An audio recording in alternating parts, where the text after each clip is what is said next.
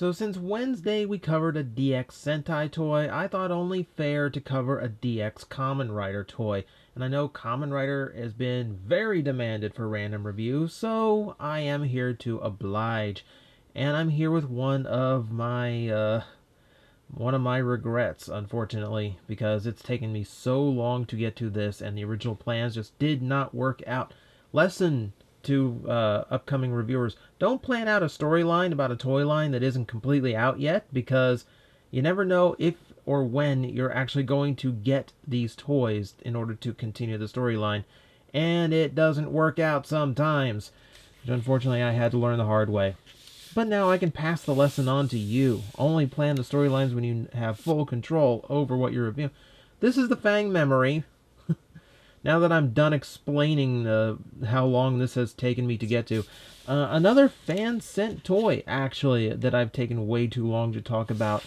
So let's just hurry up and get straight into it. As you can see, it is from Kamen Rider Double.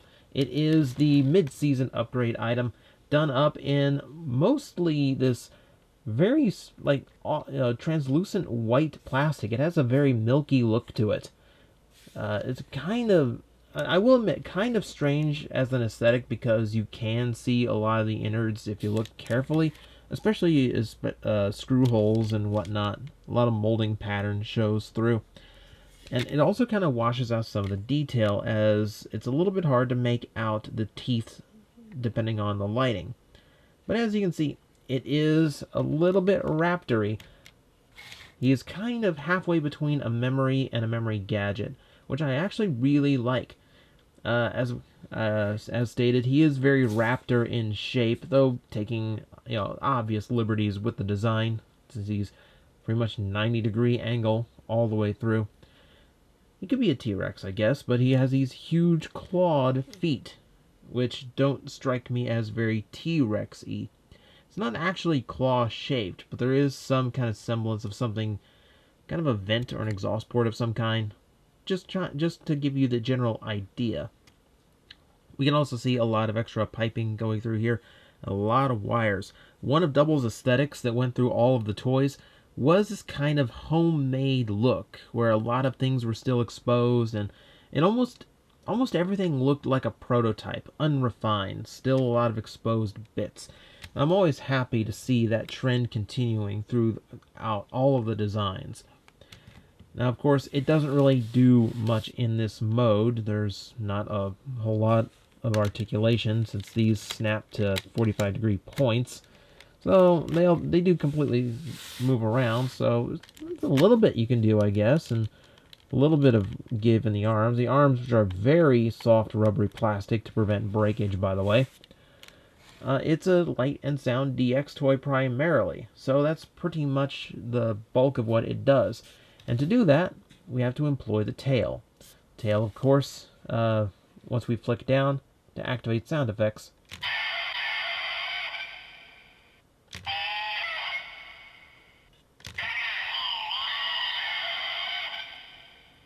You might also notice, of all things to light up, his neck might be a strange choice. That is basically just because of how it is designed. There is a Gaia memory stuffed in there, and it just happens to be pointing out that direction right now. So this is the gadget mode. So I guess at this point we do what we typically do and transform it. We'll raise the arms up, and once we get the memory out, we can flick the head down. The memory goes that way. Hold your horses, we're getting there. Legs fold up as such, and we'll go ahead and rotate this down as well to create the jawline. And that's going to be our memory mode, which at this point you can see the actual Gaia memory sticking out. It has the nice, clawed up F logo, as most Gaia memories have a very distinctive lettering logo with the Matrix style coating in the background. Very reflective. I really like that design. I still really love just the general look and aesthetic of a Gaia memory. Still my favorite gimmick toy. And here it functions like a normal Gaia memory. And just like any of the DX ones, that's all the button does all by itself. And you can see it's a pale blue light rather than white.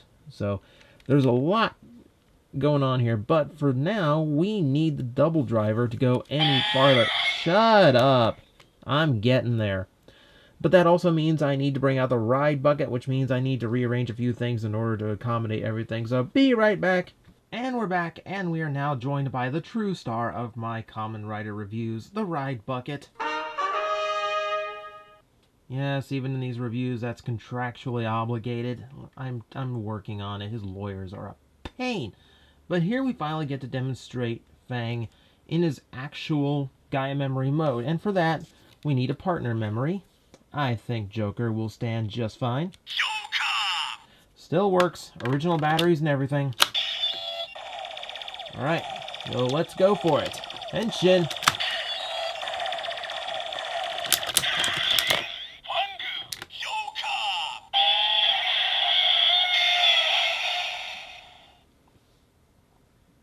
I still love these toys so much. That is Fang Joker, the only form we actually got to see in the show, the only combination between the two. And here we can really see the strengths of the Fang memory. It drastically changes the look of the double driver.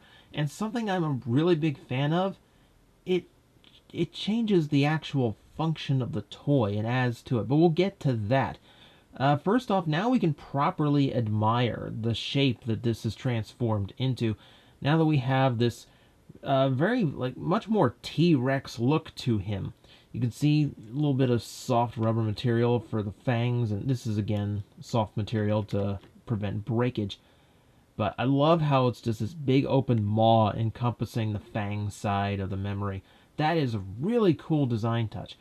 And, of course, yeah, it's a T-Rex with a giant horn on the front, but hey, you know, it's cool. You know, I really dig this. And there's subtleties to the design, too. Like, you can see pipes in here that kind of emulate some of the muscle structure that the T-Rex actually have, as well as this wire going through emulating the lip.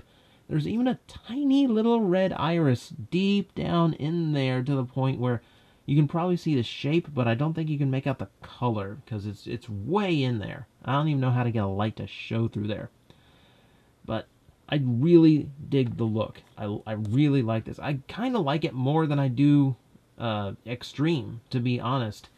Because it really does look like you've just stuck this giant memory into the device without really changing the look of the device too much. You know, I still see the double driver, and that's a good thing. So as I said, there's other functions now. I apologize now if I don't subtitle them, but I'll tell you what we're going on here for. As I said, it changes the function of the belt. It adds to it. It lets it do more things and create a more interactive feel.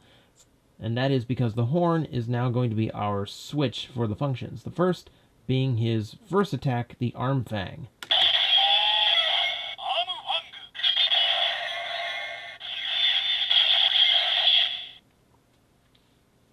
The second one, the Shoulder Fang.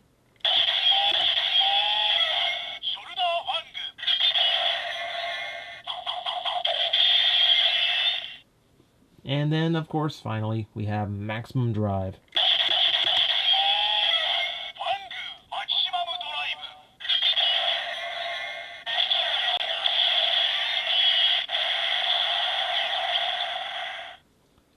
This effectively gives it more function than the Extreme memory had because you have multiple attacks. And it does actually, it feels better to use, especially when you're wearing it. And it's a simple matter of flicking the wrist in order to activate all those different attack noises. Really, really cool. And here's the best part about Fang. We've seen all the functions it does by itself. But because it is only a one-sided memory, we can actually utilize Double's primary gimmick. Something Extreme wasn't capable of.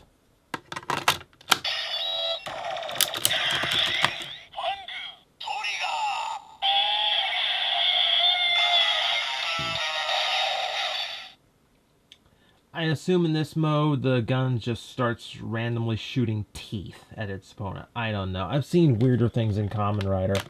I've seen Fruit Samurai. I've seen sentient toy cars. Here's the one I was looking forward to that never happened in the show.